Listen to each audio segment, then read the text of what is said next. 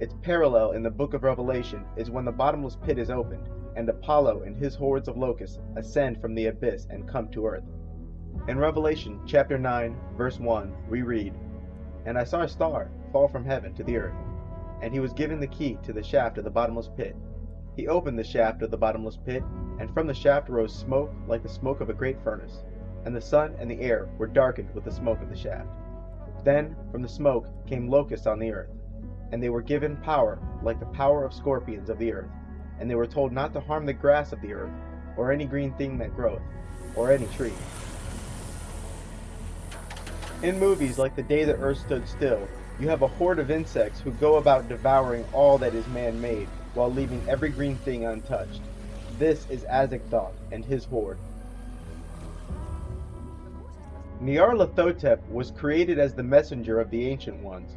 He is said to be a go-between for humans and the Abyss's most foul gods. He is described as a shapeshifter with unspeakable darkness in his heart and countless faces. His most common nicknames are Lord of the Wood and the Creeping Chaos.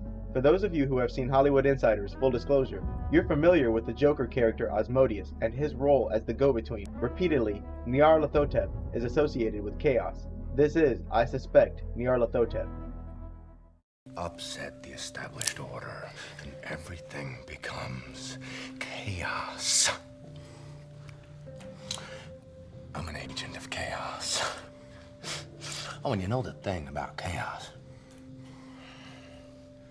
It's fair. Next we have Kingu, the military commander of the demonic hordes. Humans are said to have been made from his blood, and from this comes the hole in man's heart, humanity's rebellious, demonic nature. It is due to humanity's demonic bloodline that we may wield authority over the demonic forces that lay outside. Marduk is said to have done this on purpose, so that the covenant between demons and humans would be sealed forever. Now, the demons must answer to the one race they hate most, humans. Tiamat is said to have been fighting the Elder Lords for ages, and spawned a multitude of creatures for her army. She is the goddess of the primeval depths, and also that after being defeated by Marduk, she was torn into two pieces. These two pieces would form the universe we know. Tiamat has many servants among mankind. And finally, we have Ereshkigal. Ereshkigal seems to be another name for Tiamat. In either case, Ereshkigal is called the Queen of the Underworld, Queen of the Dead, and Queen of the Outside. She once imprisoned Inanna in the underworld, but was freed by Ea. She has many servants and even an army. As for the good gods, first we have Inanna, aka Columbia, Diana, Queen of Heaven, Mistress of the Gods, Venus, and Ishtar. Although Alhazred speaks of Inanna in a mostly positive light, her character attributes associate her with the whore of Babylon. Inanna is said to be the guardian of the third gate. It is said that she descended into the underworld and conquered its denizens. Once her gate is passed, you may use her abilities even while in other spheres. Anu is one of the Elder Lords who first went to war against the Old Ones and sealed them beyond the gates. He is also one of the first 3 Great Watchers, called the Father of Heaven. As stated earlier, Ea's name is chanted in almost all of the ritual incantations. He is, along with Anu and Enlil, among the 3 Great Elder Lords and the original Watchers. Ea is also known as Enki, and the father of Marduk, and handed down to humans the method by which to exorcise and banish demons. Anu, Ea, and another great watcher, Enlil, may be summoned and invoked in a fashion similar to the other demons. Marduk is the son of Enki, and reminds you of a chosen one. Marduk led the fight against the Ancient Ones and defeated Ereshkigal. Marduk is the guardian of the 6th gate, and like Inanna, can be invoked to protect you against any antagonistic entity. But Alhazred warns that summoning Marduk is a great responsibility, and to do so flippantly may be dangerous, because the priest stands to offend Marduk. Marduk is responsible for sealing the magical contract with the demons by using Kingu's blood to form man. Marduk is said to have spawned a race of his own here on Earth. Shamash is the sun god, and guardian of the 4th gate. He, like the rest of the rulers of the spheres, has forged a covenant with man and can be invoked. And lastly, you have the Evil 7.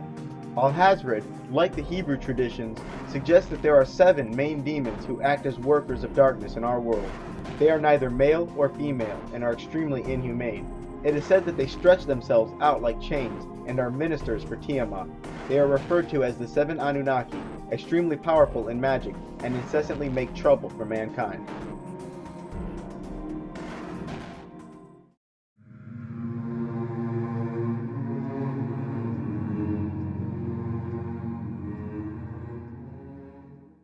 First and oldest of the races are the Elders, also called the Elder Lords, or the Elder Things.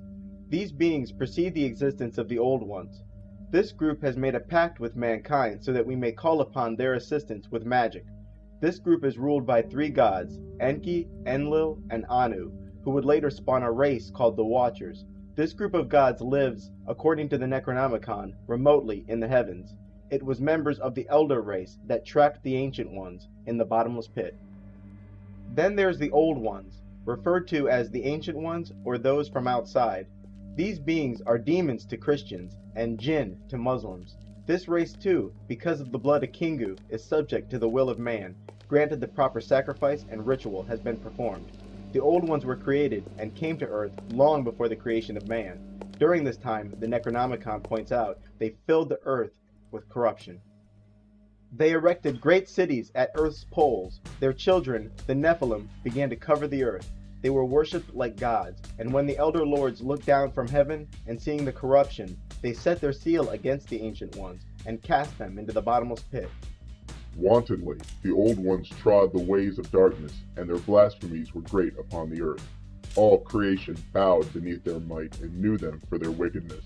And the Elder Lords opened their eyes and beheld the abominations of those that ravaged the earth. In their wrath, they set their hand against the Old Ones, staying them in the midst of their iniquity, and casting them forth from the earth to the void beyond the plains where chaos reigns and form abideth not. And the Elder Lords set their seal upon the gateway, and the power of the Old Ones prevailed not against its might. It is said that their very sight is a blasphemy to the senses, because they come from a crooked world where the shape of space is so warped that the very sight is painful to the eye. But the sight of the Ancient Ones is a blasphemy to the ordinary senses of a man, for that come from a world that is not straight, but crooked, and their existence is of forms unnatural and painful to the eye and to the mind. Today, the Old Ones still wait in the bottomless pit, waiting for a celestial event. This celestial event doesn't necessarily have to be one that happens in our heavens. Maybe, perhaps, this is one of merging, of imminent collision of our universe and another. The conflict between the Elder Lords and the Ancient Ones sounds precisely like the story of ancient Atlantis versus Lemuria. Both were nearly destroyed in the conflict, and the Elder Gods were quite weakened. The demons are constantly treading about, looking for open gates because they long entrance into our world. Alhazred claims that the dead can be summoned at almost any time, and unlike some of the stronger demons, may be willing to cooperate. Then there are the Maskin. These are the hunters of souls. They apparently drag away the soul after someone dies. They are led by their queen, Ereshkigal. The picture Abdul Alhazred paints of spirits and demons is very similar to the version painted by Islam. The Muslims call these demons jinn, which is where the word genie comes from. The Muslims say that there are many types of jinn. Some are spirits, some dogs and snakes, some with wings and fly, and others look human. They say jinn come in both male and female, and emerge mainly at night.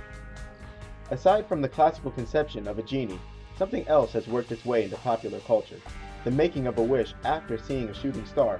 Muslims say that when you see a shooting star, a jinn just got kicked out of the heavens and cast back to our earth. This is probably code for a streaking UFO.